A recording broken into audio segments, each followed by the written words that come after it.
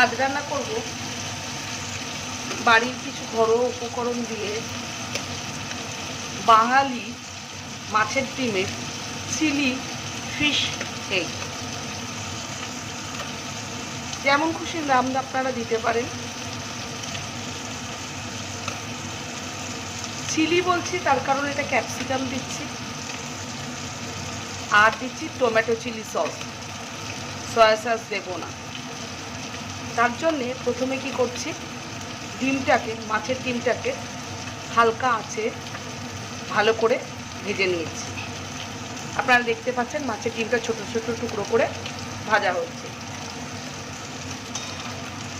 কি করছি, তুলে নেব।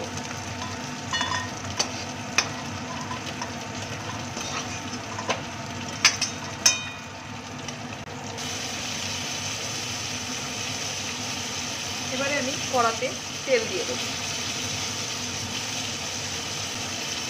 তেলটা যতক্ষণ গরম হবে, আপনারা চাইলে এটা সাদা তেলেও করতে পারেন।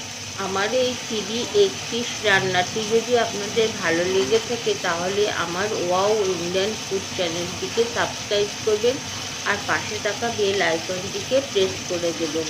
যখনই আমি নতুন কোনো ভিডিও আপলোড করব তখনই আপনাদের কাছে প্রথম নোটিফিকেশান চলে যাবে। আর লাইক করবেন, কমেন্ট করবেন আর বন্ধুবান্ধবদের মধ্যে শেয়ার করে দেবেন। এটা একটা নতুনত্ব রান্না, তো তারাও রান্না করে দেখুক কেমন লাগে খেতে। কেমন বন্ধুরা?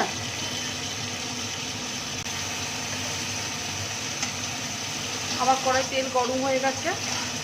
তেলটাকে আমি এবার গ্যাসটাকে সিম করে দিই। দিয়ে আমি 2 কোয়া রসুন দিয়ে দিচ্ছি। আর এবারে 2 কোয়া রসুনটা হালকা করে একটুখানি ভেজে নিয়ে এর মধ্যে আমি দিয়ে দিচ্ছি পেঁয়াজ পাতা, পেঁয়াজগুলো কেটে খোলা করে রাখা সেইগুলো। সঙ্গে দিয়ে দিচ্ছি আমি ক্যাপসিকাম দিয়ে অল্প আছে এটা হালকা করে এরকমভাবে ভাজতে থাকবে। ঠিক যেমন চিলি চিকেন বা চিলি ফিশ বা চিলি পনির করেন তার মতনই বিষয়টা, কিন্তু আজকের আমি কি করছি, আমাদের বাঙালি কায়দায় মানে বাঙালি চিলি ফিশ এগ করছি বা মাছের ডিম করছি, ঠিক আছে, বাঙালি পদ্ধতিতে।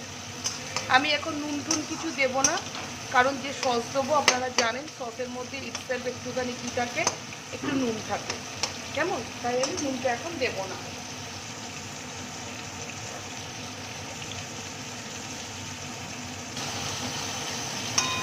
আমার এটা ভাজা হয়ে গেছে। এবারে আমি একটা বাটির মধ্যে টমেটো সস আর চিলি সস একসঙ্গে মিশিয়ে সেটাকে কী করেছি, জল দিয়ে গুলে দিয়েছি। গুলে সেটাকে এবার আমি কী করবো,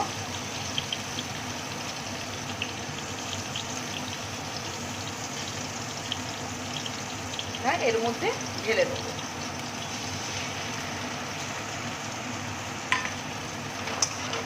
দিয়ে এবারে নাড়তে থাকবো। এই সময় গ্যাসটা একটু হালকা জোর করে দেবো।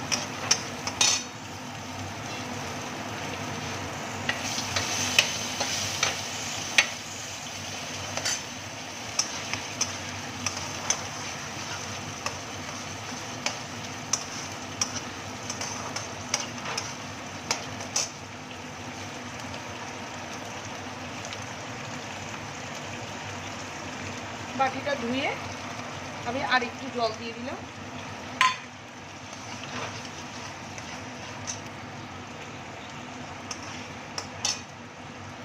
দিয়ে দেবো একটা কাঁচা লঙ্কা। চাইলে আপনারা কাঁচা লঙ্কাটা কুচিয়েও দিতে পারেন, কোনো অসুবিধা নেই, কারণ আমার বাড়িতে আমরা বরাবরই বলি যে ঝালটা একটু কম খায়। আর তার উপরে এটা চিলি সস দেওয়া আছে, সুতরাং আরও একটু, তো জন্য কাঁচা লঙ্কাটা আমি গোটা দিলাম। এবারে আমি এর মধ্যে ভাজা মাছের ডিমগুলোকে দিয়ে দেবো।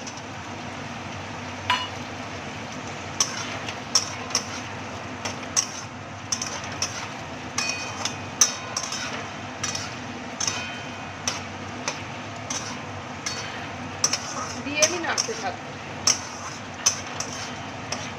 আবার বলছি বন্ধুরা, চিলি এগ ফিশ রান্নাটি যদি ভালো লেগে থাকে তাহলে আপনারা কিন্তু আমার ওয়াও ইন্ডিয়ান ফুড চ্যানেলটিকে সাবস্ক্রাইব করবেন আর পাশে থাকা বেল আইকনটিকে প্রেস করে দেবেন। আমি যখনই নতুন ভিডিও দেবো তখনই আপনাদের কাছে প্রথম নোটিফিকেশান চলে যাবে। আর লাইক, কমেন্ট আর বন্ধুবান্ধবদের মধ্যে শেয়ার করতে ভুলবেন না। কেমন বন্ধুরা? আমি টেস্ট করে দেখে নিয়েছি, এর মধ্যে সামান্য একটু নুন লাগবে, তাই খুব সামান্যই আমি একটু নুন দিচ্ছি। আর লাগবে একটু মিষ্টি, তবে আপনারা মিষ্টিটা অপশনাল, দিতেও পারেন নাও দিতে পারেন।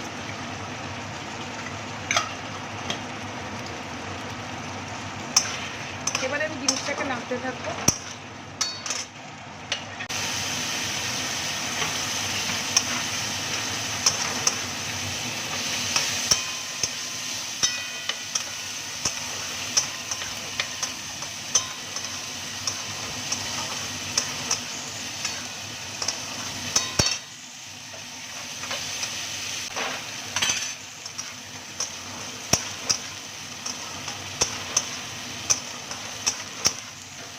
দেখতে পাচ্ছেন মাছের ডিমটা কিন্তু এবারে সসের সঙ্গে কষা হয়ে গেছে।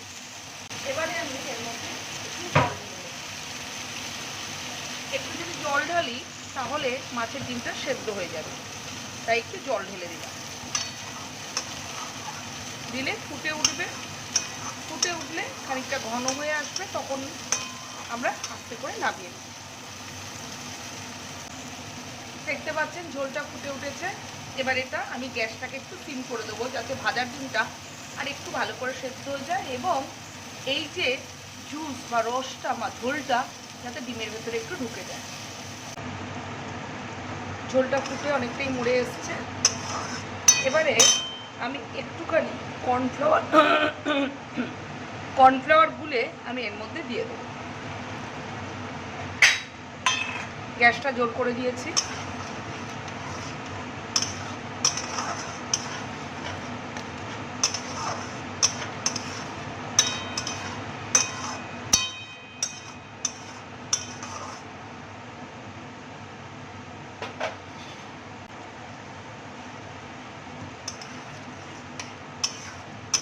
জিনিসটা ঘন হয়ে গেছে। কেমন? আমি জিনিসটা একটুখানি ঝোল ঝোল রাখবো, আর একটুখানি মরলে হয়ে যাবে। ঝোলটা ঘন হয়ে গেছে, আমি এবার এরকম নামিয়ে ফেলব। এইখানে একটা কথা আপনাদেরকে বলি, আমি যেমন ক্যাপসিকামটা একসঙ্গে দিয়ে রান্না করেছি, কারণ পুরো কাঁচা ক্যাপসিকামের গন্ধটা আমার মা সহ্য করতে পারেন না, এবং পুরোপুরি অনেকটা ব্লাঞ্চ করা সবজির ক্ষেত্রেও আমাদের বাড়িতে একটু সমস্যা আছে, সেই জন্যই আমি এটাকে সেদ্ধ করে নিয়েছি। আপনারা চাইলে জল ঢালার পর এটাকে কি করবেন না, কাঁচা পেঁয়াজ এবং ক্যাপসিকামটা দিতে পারেন। রান্নাটা এখানে শেষ হয়ে গেল। এবারে আমি এটাকে একটুখানি স্ট্যান্ডিং টাইম দেবো, দিয়ে রান্নাটাকে তুলে দেবো। হয়ে গেল রেডি আজকে চিলি এগ ফিশ কারি বা চিলি ফিশ এগ কারি।